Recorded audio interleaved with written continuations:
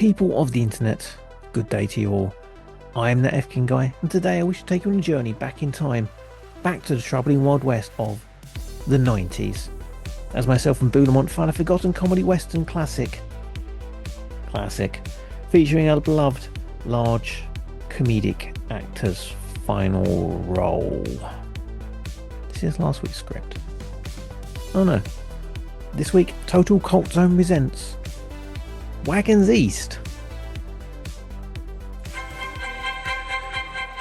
Look to the west, for therein lies your future. There once was a place that offered so much promise, people gave up everything to stake their claim. That was the dream. Home sweet home. This was the reality. What the hell? Take 10 paces. Oh, I couldn't really. I'm anti-handgun. And they knew there was only one thing for them to do. Let's get ourselves a wagon master and go home. And only one man to help them do it. Why doesn't that reassure me? We leave at dawn. Noonish. Wagons! East. East. Oh, fuck. I hate it. Just so you know. So hello, Boo. Very. Hey! Oh, yeah. We're doing a podcast, aren't we? Hello, bud. Hello, bud. Right, go away, Cody, now. No breathing near the microphone. In fact, I'm going to have to hold the mic like a fucking pauper. Hold it. Sounds better. Doesn't sound like you're at the back of a I'm room. going to have to hold the mic. Some people might think we planned this, you know. A film that's pretty much identical to the last one, with a star that's same tragic end, and another star who had similar time frame of death anyway. You might think it was planned, but no, it's coincidence. It is pure coincidence. I was looking online for films a bit like Almost Heroes, and this one popped up, Wagons East. And then I looked at who was in it. I was like, okay, cool, John Candy. And then you read it's John Candy's last film. Okay. And then you pointed out that Richard Lewis is in it. And I was like, oh, is that the guy from... He died recently, yes. Yeah, he died last year as well. He did. The guy from, well, probably best known for Curb Your Enthusiasm, or as my friend went, the Prince from Robin Hood Men in Tights. I was like, yes. Yeah, the one from Men in Tights who was doing a Gene Wilder impression. Yes. It's a bit distracting, that one, where he's doing Gene Wilder. Couldn't you have got Gene Wilder? A vastly better film in every sense of the word, though. Yeah, not very nice. You didn't like it. It's worse than that, because comparing it to the other film. Anyway, we'll get on to that, I'm sure. I think this might be a theme, like covering beloved artists' last films, maybe. I don't know if that John Belushi one was his last film. Was this technically John Candy's last film, because there was the Michael Moore directed Canadian Bacon, spoof Canadian Bacon? Yeah, because I always thought Wagons East was the last John Candy film. It wasn't. It was the last one he made alive. Yeah, last one he made alive. He did die 5 weeks before it finished, and that is They quite literally found blatant. him. Yeah, they literally found him in his, the dressing cabin, passed away. And then finished the film. This one, maybe you could have left on the... No, it's okay. We'll leave this. They will. Sorry, because the insurance paid them out about 15 million to finish the movie with body doubles and behind shots.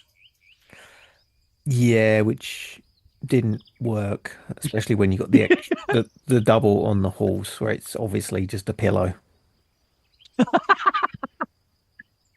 Because he was big in this. Always a big lad. He was, but like you could see he wasn't doing well. It was a tough watch. Like I said, you could see now, dramatic irony, you could see that he clearly was unwell. He was very red in the face. He was, can I be honest? I didn't really feel like he was in the movie. It felt like it was facsimile of John Candy, but of all the John Candy films I've ever seen, this is the least John Candy has been John Candy. I felt. Yeah, it's more of an ensemble cast anyway, really. And it's actually a really decent cast, which is what makes the disappointment in it more so because you got Robert Picardo's in it. He's most famously Not played. who is not David Cross, as I sat there last night when David Cross is. Wait, it can't be. No, it's the Doctor from Voyager. It's Richard Picardo. Yeah, and Robert Picardo, and you got security Don. guard in Gremlins 2 as well, hit on by the female gremlin. Yes, of Cowboy in course. Inner Space, which is a great There's film. hold on. Inner Space is a great movie that does not get its flowers. That is a great movie, and I have seen it millions of times. I love that film when I was younger. Gets injected in the butt. Oh, it's brilliant. Yeah, probably his most famous role is actually the voice and face of Johnny Cabin, Total Recall. He is Johnny Cash. Yeah, Ethan Phillips is in it as well. Character actor, also in Star Trek Voyager. Possibly the most annoying character in Star Trek, that generation anyway. Was it, who was that? Neelix? Neelix. Ah, knew it. I fucking knew it. Neelix, he was annoying. Yes, Yeah. absolutely. John C. McGinley, most famous Dr. Cox in Scrubs. Awful, awful, awful, awful. Um, like, are they allowed to make gay jokes like that late in the 90s? Oh, what's sad is he was possibly the best thing in it. It's problematic. Also, you don't have to automatically name gay characters Julian. Moving on. Yeah, I got but a he's personal issue with that man every film. So but yeah, he's in a ton of Oliver Stone films. Platoon, Wall Street, Talk Radio, Born on the 4th of July, Nixon, Any Given Sunday. Does a lot with him. I reading up on it, I was like, okay, what else has he been in apart from Scrubs? And I remember him in a couple of indie films. He's in Office Space, The Bell he's Car in Office Experiment. Space, of course. Yeah, He's in Office Space. both low budget films. And I found that he's actually a really big supporter of indie films and will do a lot more of that stuff than big name stuff and blockbusters. Hmm. Um, There's another one where it's like a battle royale type horror movie. the He's Bell Car in. Experiment. Thank you. I knew Yeah. you'd. I knew you'd know. I knew you'd know. That's really good. Ton of theatre stuff, and also one of the regional directors in conjunction with the Special Olympics. He was on the original committee or the national campaign to eradicate the R word. The R word. The R word, you know, the R word we can't say anymore, The but R we all word. thought was fine years back, which I'm not I saying. still use it. I still use it. I'm sorry. I still use it. I don't mean it. I don't. When I say it, I don't mean it to mean like a mentally disabled person. In fact, I only use it to people who are not. No. Yes, I understand the Yeah. connotations of the R word. Mm. Yeah, he's an ambassador for the Special Olympics and a board member of the Global Down Syndrome Foundation. A lot to do with having a Good child lad. with Down Good on syndrome. him. He's actually one of the nicest guys on the fucking planet. If you read his bio, he's Uh, like he's amazing. And yeah, he was the best thing in it, although problematic. Um, yes, yeah. certainly problematic. William Sanderson, famous character actor, did a bit in Deadwood. Great stuff. Probably high because he looked like just walked off the Wild West. One of those guys. And yeah, a bunch of other people. Audrey from Elaine. Ellen I Green. can't remember her name. Thank you, Alan Green. I knew that. Yep, Audrey in Little Shop of Horrors. Played Natalie Portman's mum in Leon. And was Wow. in the Pushing Daisies TV show. Was Pushing Daisies? Was that about the girl that becomes a Grim Reaper? Was that it? That one? It's the pie maker who can bring people back to life, but only for a minute. If they live longer, someone else dies. And he teams up with a private detective who knows about it. So he gets him to touch them, find out who killed them, and then he touches them again, and it makes them die. It's an incredible premise, which essentially I would call as if Tim Burton made a TV show because it's got the Yeah, that narrator. sounds bizarre. It's really weird looking. It's a really real concept, and I started watching it again last night, and it's really good. It's I can't remember the main guy, but Anna Frail's in it. He's been Brookside, and Kristen Chenoweth, who is amazing. Kristen Chandler. Chenoweth, Oh, okay. tiny, I was gonna tiny, say tiny blonde I lady didn't know who they was in acted. tiny blonde lady who was in the Wicked, like one of the originators of that role. Right. Yeah, she's amazing. She's in a bunch of other stuff as well.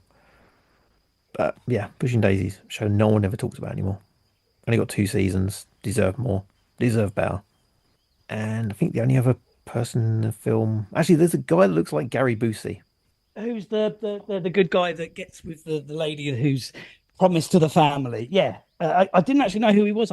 I was like, is this guy in Starship Troopers? Is this guy in? I sort of Yeah, recognize his look, but not. I couldn't work out who he was. yeah. This become that guy that was in that film. Mm. Because you look at everyone, I know that one, him from somewhere. What the fuck was he in? Like, it's that thing of keep going to IMDb to look up who the fuck they are. So Lachlan Monroe, who I've seen him in something recently. I think it must have been the X-Files. So I've not watched anything else. But he's in a bunch of other stuff, and he's like, I know him from somewhere. And there's another guy comes on, it's like, I know that guy from somewhere as well. And the whole film was like that. As you're saying, there's another woman in it who plays a runaway mailed bride who's promised to a family. But yeah, she's in it at the start and then disappears for 95% of the film. I'm not really strong on female characters, this film. No, the only sort of joke with the girls, the ladies that I enjoyed is when Ellen Green's character thinks they're all sort of taking the piss out of her. So she goes, "Look, if you've got a problem with me, tell me now." And they all like start asking her questions, and suddenly all the husbands are suddenly very satisfied, and everyone's fucking. Um, like, I kind of like that. There's a handful of jokes that genuinely made me chuckle. And when I mean a handful, I mean you can hold them in one small hand, maybe two. That one of them being "We ride at dawn." Make that noonish. Like that was funny. That was funny. Oh, and sorry, while it's still in my head, did you get the whole Spaceballs ripoff of he's playing with his toys, and his subordinate comes in and what did I tell you about knocking when I'm playing with my toys? It's like nearly an identical joke. I was watching. I was like, this is a Spaceballs gag. This is absolutely a rip Yeah. of Spaceballs. Like even to the point where the line is almost the same. Hmm. We'll get onto that. Okay, just do a Sorry. quick synopsis and budget. Oh, we'll get into it in detail. I've got Yeah, I'm flopping around.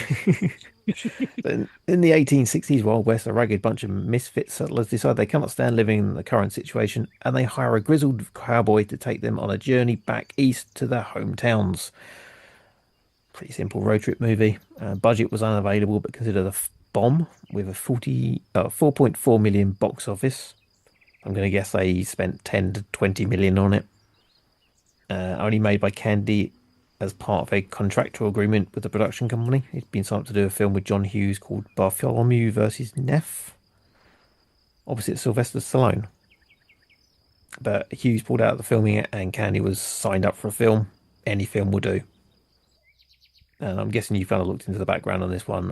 Essentially, he was in debt for $1 million because he made a deal buying an ice hockey team with Wayne With Gretzky. Wayne Gretzky. Yeah. Yeah, It was the no, I'm not going to pretend to remember. It's the Toronto or the Edmonton or the really random place in Canada. Yeah, because it was it was two people, wasn't it? They owned it together, the three of them. There was like a famous football person. It was Wayne Gretzky and John Candy, as far as I'm aware. yeah, which sounds like a film in itself, really. Yeah, it's like the Planet Hollywood. Yeah, so he got paid for doing the film, and he did it purely because to pay that off, despite not liking the script. The shoot was apparently a mess, running over schedule and budget. Actors being put in terrible accommodation during the extreme heat, and yeah, it wasn't a great time for anybody on set. Then he found out the hockey team he'd bought had been sold off anyway, making his shares pointless and the whole money a complete waste. And he went on a 2-day tequila bender. So yeah, Candy had a substance abuse problem as well. And isn't it weird? Sorry, how the juxtaposition of how everyone felt about Farley's substance abuse issues. Like we've got to save Farley from polluting himself.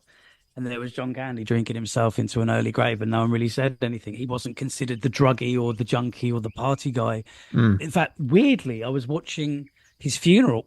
Don't question it. I was watching clips of his funeral earlier today, and Catherine O'Hara, she was talking about how like he would be in the bar buying everyone drinks, and he was like, party animal or just knowing that you needed the business. And I was like, no, party animal, not a question. Yeah, I'm guessing all this will be delved into much greater detail, along with much happier memories in there's a new documentary coming out in September called I Like Me, directed by Colin Hanks and produced by Ryan Reynolds. So it'll be quite good to see. I'd watch that. I mean, I love John Candy. What I hate is I found out that I've just turned 43, which is the age he was when he passed away. I don't like the idea that I'm the same age as John Candy when he passed, just because of how much like happiness and light that he brought to the world compared to the misery and dankness that I bring. But no, I remember where I was the day he died. I remember my granddad ringing me and saying John Candy had died. I was 11 at the time. I didn't really understand, but it was sad. Mm. I don't remember where I was when he died. I don't think I got the news till months later, probably. Mm. Probably go for MTV. Oh, my granddad was big into movies. So as soon as sort of anything like that happened, we were the first to know. And yeah, I remember the conversation. Strange, that, isn't it? Yeah. Hmm. Okay, on to the film. We've already said you don't like it. Thing is, I Oh, really liked the first part of it. And I what, thought, the 15 minutes where John Candy doesn't actually appear? yeah, up until he appears, it's a really strong start. Everyone gets introduced. You get an idea who they are, Yeah. what their issues are. Robert Picardo's the bookkeeper of the bank, and he's fed up with the bank getting robbed all the time. Yep. John McGinley's Julian, the librarian, who's fed up with the townsfolk not respecting books and being intelligent enough to appreciate culture. William Sanderson is fed up of being punched in the face by one of the ladies in the brothel. The lady in the brothel is fed up of punching William Sanderson in the face. Manuel the bride is fed up of being married to a bunch of idiots who didn't have enough money to buy their own, so they all chipped in to buy one woman. So now she's married to five or six different guys. They're all introduced. They'll end up in the bar. The barman only has whiskey. They all have their individual jokes. And that's a great start to it. And I'm like, okay, this isn't too bad. It's probably the most watchable part of the film, actually. Yeah, and then John Candy turns up and it's kind of funny. And then it's not great. I wouldn't go as far as saying I'd hate it. It was a middling comedy. There just wasn't a lot to it, I found. And fuck me, was it way too long. I swear the film finished like half an hour before it realized it had finished. There's a really weird, just draggy bit at the end. After there's a lot of resolution, and I found, but yeah, the length it was way too long. At an hour and 40, clocking in an hour and 47 minutes. Yeah, it meanders and wobbles around the place, doesn't know what it wants to be. It, Because you're saying like the Mel Brooks joke, like the Spaceballsy joke where he's playing with the toys. It has yeah, some Mel Brooks jokes in it. It has some straight up slapstick, Wile E. Coyote, cartoonish violence. lots of people being knocked off horses. A special mention to the really darkly hilarious bit where someone is torn apart by horses and everyone's like, oh well, like, oh, he's dead.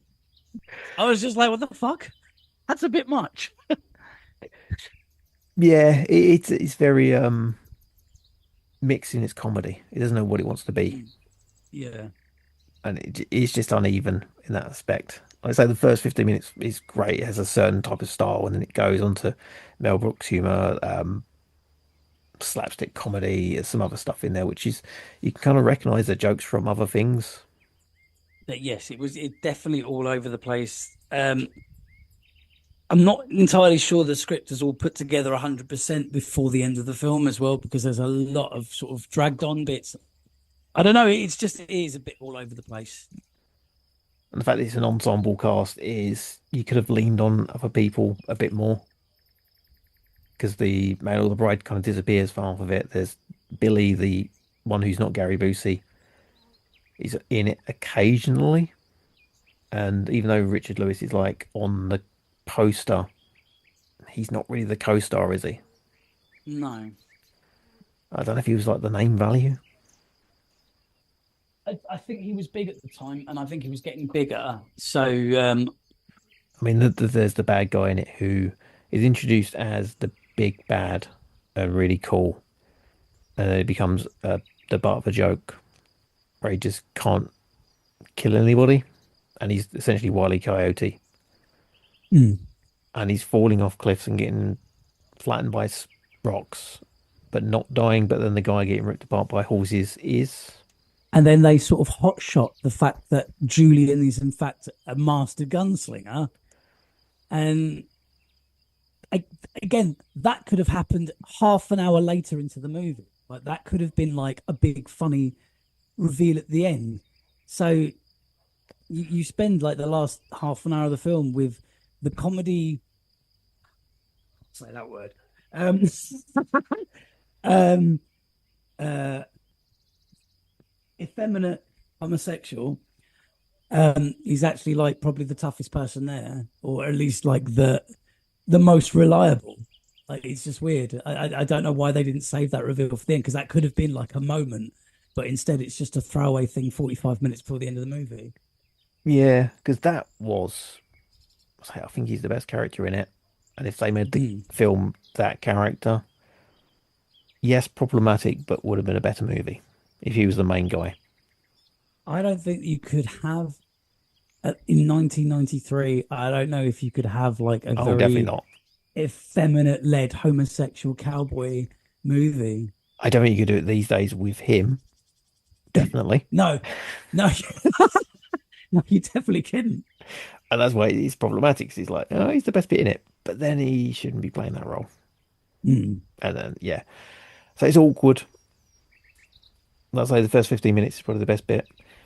He was the best being in it, but then I can't say, yeah, you should watch it for him because of Mm. what it is. And then there's not much left. It's just, like I say, it's very long. Feels a lot longer than it actually is. Unfocused. Like I said, the last film I watched at least an hour before I was like, oh, there's just like 10 minutes left. This film's all right. Yesterday, 37 minutes. I clicked. I was like, how long is left? Shit, an hour and 10 minutes. Yeah. And then you get to the end where we've mentioned the body double with the pillow and obvious green screening, reusing footage. They've rewritten a lot of stuff, and you got the action super bad guy who's got a history with him, who comes out of nowhere for the last 20 minutes. I got really confused. I was like, did the fat guy lose loads of weight? No, it's a different villain. Yeah, because he's the colonel, isn't he? Yeah, it's a mess. It's a real Mm. mess. Yes. So it would have been better if they left it on the cutting room floor, and then everyone would be gone. Oh, there's this great comedy with John Candy that he did before he died, but he died, so they couldn't release it. There'd be a legend of this film. I mean, I feel it probably helped speed up his death, being in those conditions, in that heat, with that, in the condition he was in. Hmm. I have a feeling. Not only do I not like this film, I feel like this film might have killed John Candy. Very likely. Mm, not So worth it, mate. reviewed negatively, and one of the few films that have a 0% rating on Rotten Tomatoes. Well deserved. But I I don't know. generally didn't like it at all. I don't know. I don't think it deserves a 0%. Why? Because of the first 15 minutes. I don't think that's No, enough to it's not redeem the the. worst film ever. It's got some laughs through it. It's not a 0%. It's maybe 10%. It's not any higher than that. Okay, no, I see that. I see that. Like I said, there were like the bit with the women are talking, the note. There's a couple, two or three out of the hundreds of parts of the movie are watchable.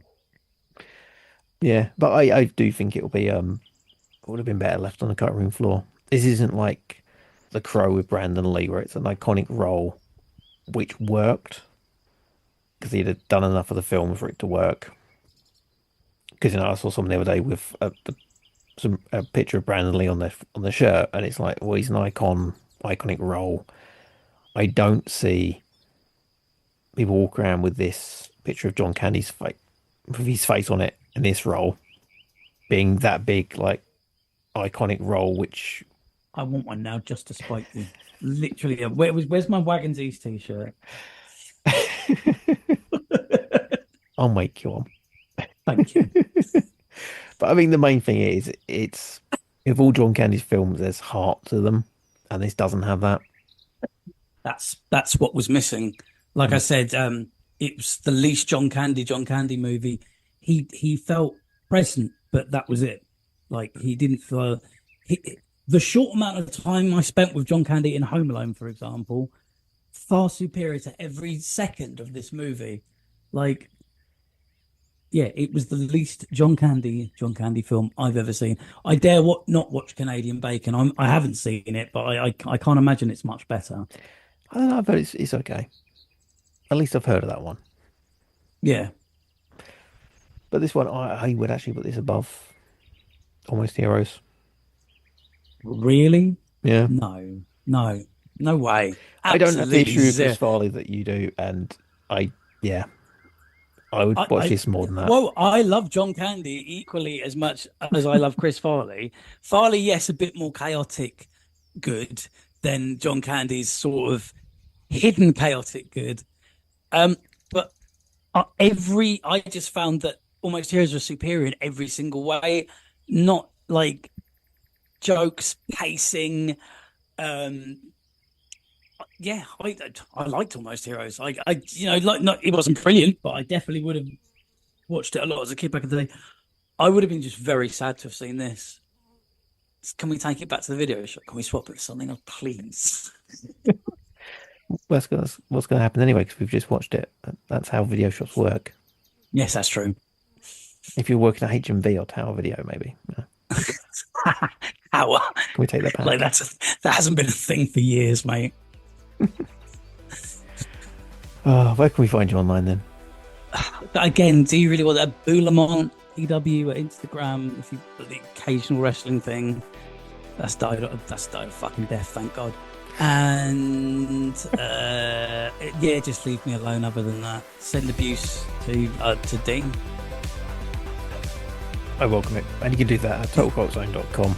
All the socials on there. You can send me PayPal on either of them. Be nice to get some messages on there for once.